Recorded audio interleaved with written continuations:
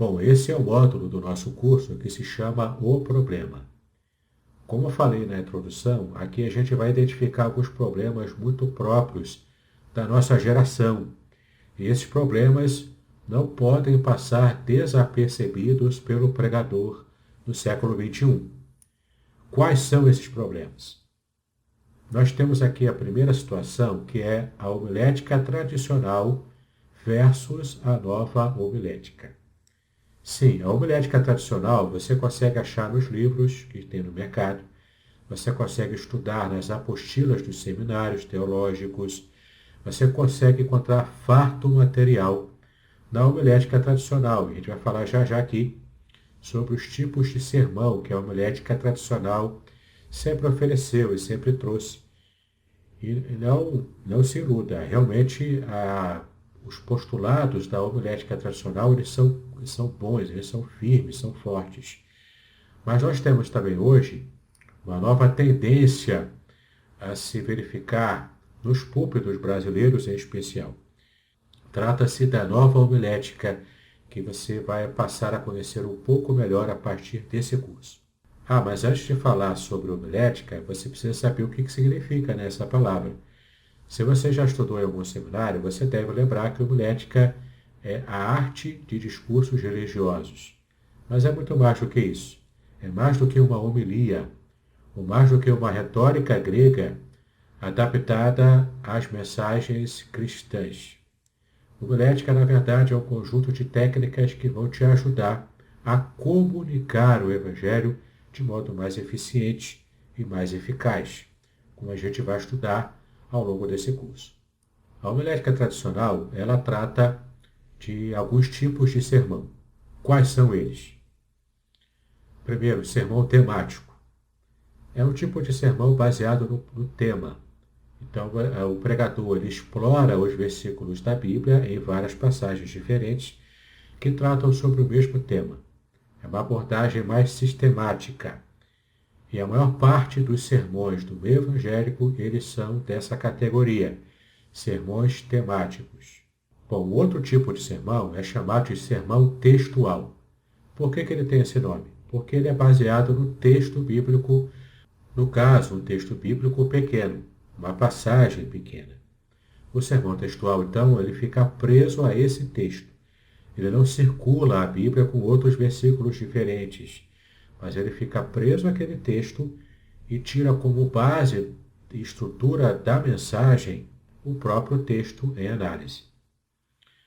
A outra forma de você também preparar sermões no estilo tradicional, na homilética tradicional, é o sermão expositivo. Esse é como o sermão textual, só que ele é mais abrangente. Ele explora mais o texto. Ele faz, inclusive, exegese do texto, que a gente vai falar sobre isso também ao longo desse curso, tá bom? Ele faz uma exegese do texto, explorando profundamente um texto maior, e então apresenta uma exposição do texto bíblico em análise. Esse é o tipo de sermão mais difícil de se pregar. Mas, graças a Deus, há muitos pregadores hoje no Brasil que se despertaram para a bênção que é o sermão expositivo e têm se dedicado bastante a pregar expositivamente. Bom, o último tipo de sermão que a homilética tradicional também trata é o sermão extemporâneo. Se você pertence a alguma comunidade mais simples, muito provavelmente você já deve ter participado de alguma experiência como pregador, de você de última hora ser chamado para entregar alguma palavra, ou dar uma palavra de saudação também, né? E você lê um texto e fala uma mensagem curta, olha lá, hein? Curta. Se a mensagem é uma palavra de saudação, tem que ser uma palavra curta, porque você não é o pregador da noite. Mas sendo o pregador da noite, muitas vezes você também pode ser pego de surpresa. Em cima do laço, chamam você para substituir, por exemplo, um pregador que faltou. Nesse caso, você estará pregando o sermão extemporâneo. O que é o sermão extemporâneo? É, portanto, o sermão que você vai ter que pregar sem preparação prévia. Você não estudou o texto, você não preparou os tópicos da mensagem, você simplesmente lê um texto que você conhece bem e manda bala, prega no poder e na autoridade do Espírito Santo. Há um folclore que alguns dizem que esse é o sermão mais fácil de se pregar. Não é. Embora ele seja muito usado nas igrejas evangélicas do Brasil, ele não é o sermão mais fácil de se pregar, porque você precisa estar com uma preparação muito grande da Bíblia para que você possa pregar sobre um texto que você não se preparou previamente, mas pregar com segurança, sem falar alguma heresia ou alguma bobagem. Né? E acredite, tem um bocado de gente que fala bobagem quando prega. Bom, já falei aqui muito rapidamente sobre a homilética tradicional. Agora vamos falar sobre a nova homilética. Por que tem esse nome de nova homilética e o que isso significa? A nova homilética, ela propõe a libertação da ditadura do argumento. Essa ditadura do argumento está entre aspas. Por que ela está entre aspas? Porque a homilética tradicional, ela trabalha com a argumentação.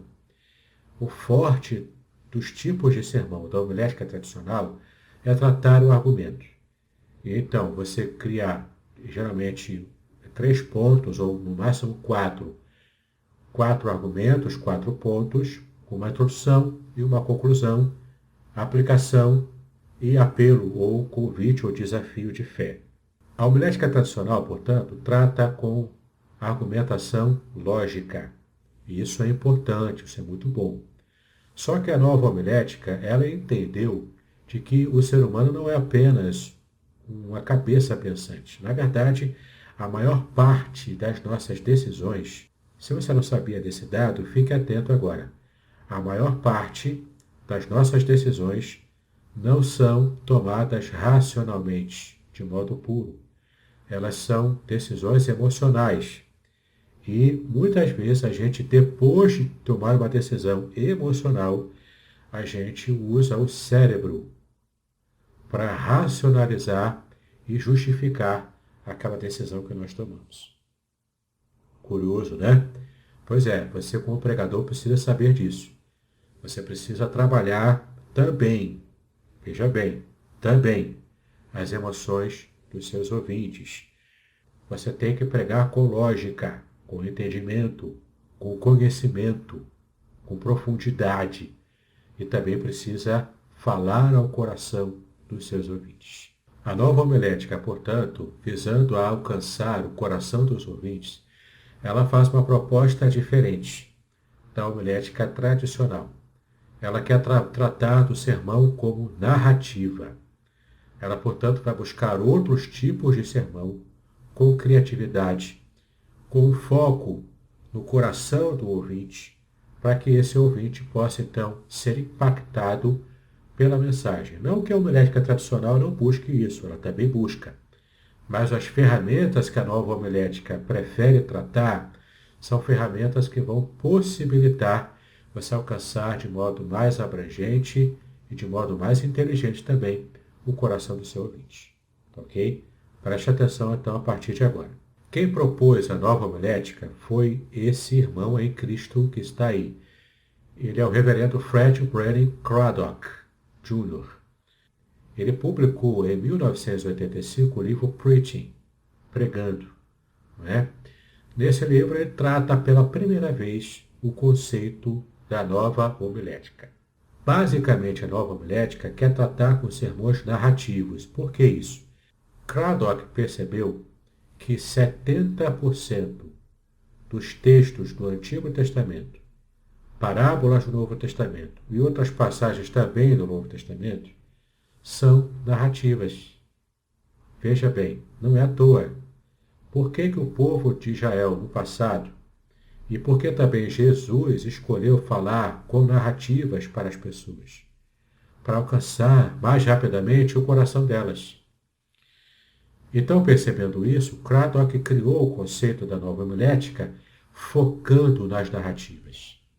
Então, ele, em vez de falar de argumentos do sermão, ele fala de movimentos do sermão. Olha que interessante, né? Então, são movimentos ou cenas em que o sermão vai trazer contando uma história. Seja uma história bíblica, seja uma história criada hoje como se fosse uma espécie de parábola moderna, né? E então você vai envolvendo o coração dos seus ouvintes com a mensagem do Evangelho embutida em uma história. Viu que interessante? Veja agora os tipos de pregação que a nova homilética propõe. Sermão biográfico, onde você vai falar da biografia de um personagem, vai fazer a pesquisa e vai contar de modo resumido essa biografia, dando as ênfases no seu sermão, fazendo as aplicações também. Sermão monólogo. No sermão monólogo, você vai estar interpretando como se você fosse o personagem da Bíblia. Você vai estar falando na primeira pessoa, contando, entre aspas, a sua história, dando as ênfases, fazendo as aplicações para que os ouvintes entendam a mensagem que você quer passar. Tem ainda o sermão segmentado. O que é o sermão segmentado? É um sermão como esse, narrativo, só que vai quebrando as partes, narra um pouquinho, depois canta um hino, depois narra mais um pouco, depois canta outro hino, e vai costurando o sermão com músicas e também com narrações, até que chega ao clímax e até que consiga, então, fazer o término dessa mensagem. Perceba que a nova homilética propõe uma forma de pregar mais dinâmica e mais criativa também. Bom, nesse estágio do nosso curso, vamos agora entender o que é a nova homilética e a sua relação com a pós-modernidade. Sim, você precisa entender o que é a pós-modernidade para poder pregar a palavra de Deus para essa geração, a geração milênio, a geração do século XXI. Vamos entender o que é o conceito da pós-modernidade. A pós-modernidade ela veio depois do período histórico chamado de modernismo. Nós tivemos a Idade Média, também chamada de Idade das Trevas, mas isso é um preconceito histórico contra esse período riquíssimo da história humana. Muito conhecimento foi produzido na Idade Média, inclusive a Reforma Protestante. Sim, faça uma pesquisa, vale a pena você conhecer um pouco sobre a Reforma Protestante e perceber como ela moldou e forjou o caráter da sociedade ocidental. Mas então, após esse período de Idade Média, surgiu então o período da modernidade, com o racionalismo, buscando na razão a solução para os grandes temas e dilemas da vida. Bom, só que o tempo passou e o racionalismo não deu conta de explicar a vida para o ser humano. Por causa disso, surgiu então o conceito da pós-modernidade, após a modernidade, após o racionalismo, onde o ser humano voltou a buscar questões existenciais e espirituais, inclusive tateando no escuro, abraçando qualquer tipo de espiritualidade. Então você viu movimento de nova era, seguidores de loucos, líderes religiosos, enfim. Na pós-modernidade, nós temos uma mistura cultural, uma completa mistura, um caldeirão cultural, onde a gente vai bebendo nessa mistura completa e não se iluda. Nas igrejas evangélicas, esse fenômeno também acontece. Só que também acontece, por causa da pós-modernidade, algumas situações muito peculiares, como, por exemplo, a completa crise de identidade que o ser humano vive. Sentimentos fragmentados, uma crise também de confiança nas instituições, figuras de autoridade. Tudo isso entra em xeque com a pós-modernidade. Agravado ainda mais com as teorias da modernidade líquida, ensinada por esse sociólogo, esse senhor aí que você está vendo na sua foto, falecido recentemente, Zygmunt Bauman. Ele escreveu esse livro, Modernidade Líquida, e outros livros também que ele escreveu. Ele trata sobre os tempos do século XXI, já após o pós-modernismo, por incrível que pareça. Essa modernidade líquida, ela é instável, por isso ela é líquida. Ela não é sólida. Ela não tem um patamar sólido para que a gente possa pisar. Ela é líquida porque ela é volúvel, ela é volátil. E, de fato, essa modernidade que vivemos hoje até por causa da internet, por causa também dos próprios avanços tecnológicos, a gente vive em tempos de constante mudança. Se você parar no tempo, você não consegue mais sobreviver nesse mundo atual. Aliás, eu não sei a idade que você tem, mas se você já for de uma geração bem anterior a essa geração atual, você provavelmente teve que se esforçar muito para aprender a mexer com celulares, computadores, e quem sabe até você ainda não consegue usufruir de tudo o que as novas tecnologias trazem, não é verdade? Mas o fato é, você teve que de alguma forma aprender, nem que seja um pouco, para que você possa continuar vivendo nesse mundo hiperconectado. Bom, ainda falando da pós-modernidade, nós temos aqui 5 mais tendências desse período que vivemos. Sim, são 5 tendências ruins que a pós-modernidade e esses tempos líquidos trouxeram para nós. Quais são essas 5 tendências? Primeiro, nós temos que fazer uma diferenciação. Primeiro, nós temos que diferenciar o que é modismo de tendência. O que é o modismo? Modismo é uma moda passageira, o próprio nome diz. Algo passageiro. Uma modinha que aparece, todo mundo segue, dá aquele hype lá em cima, todo mundo acha legal, mas depois ele passa. O modismo, ele não permanece. Ele é uma moda, é passageiro. A tendência é diferente do modismo. A tendência costuma ser permanente. São traços culturais que se tornam permanentes e se tornam legado para as próximas gerações. Então, nós vamos falar aqui no nosso curso de tendência e não de modismo. Então, são 5 tendências. Qual a primeira delas? Individualismo humanista.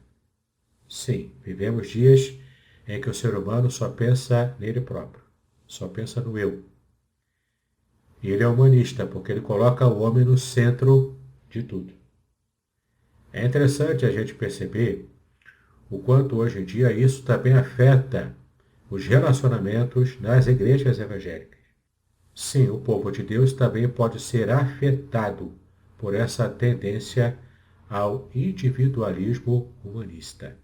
Por isso há tantas dificuldades de convivência na igreja evangélica. Não é verdade? Vamos ver agora a segunda má tendência dos nossos tempos, que é o materialismo ateísta. Sim, ainda existe, embora são poucos os que militam pelo ateísmo, mas tem muita gente ainda que vive o ateísmo. Quer enxergar a vida apenas como uma expressão física, material. Essa é uma visão pequena, essa é uma visão muito limitada. A vida é muito mais do que isso, a vida tem mistérios que a gente não pode apenas querer enxergar com a nossa visão limitada, focada nas coisas terrestres, nas coisas físicas.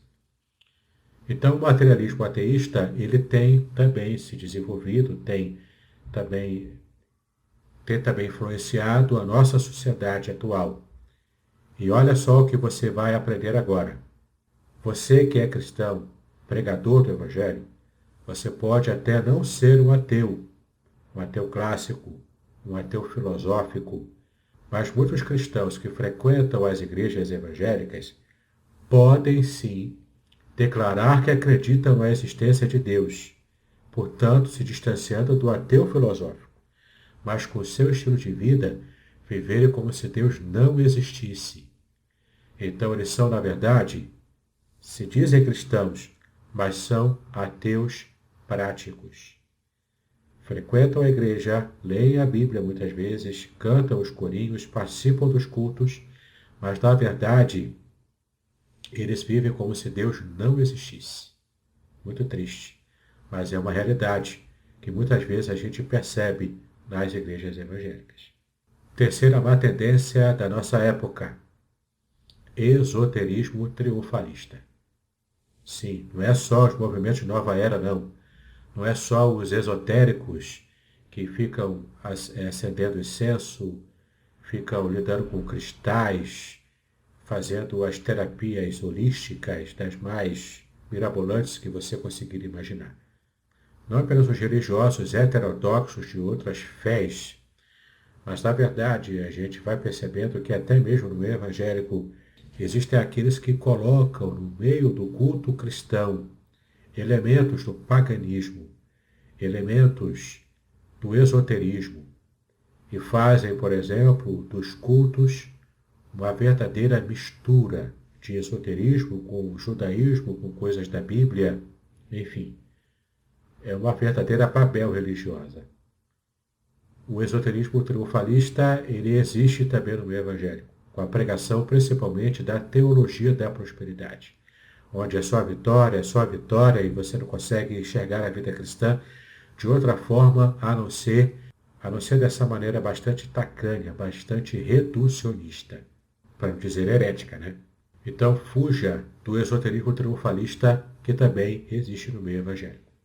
Quarta má tendência da nossa geração: fragmentação filosófica e psíquica. Sim, vivemos na era da informação.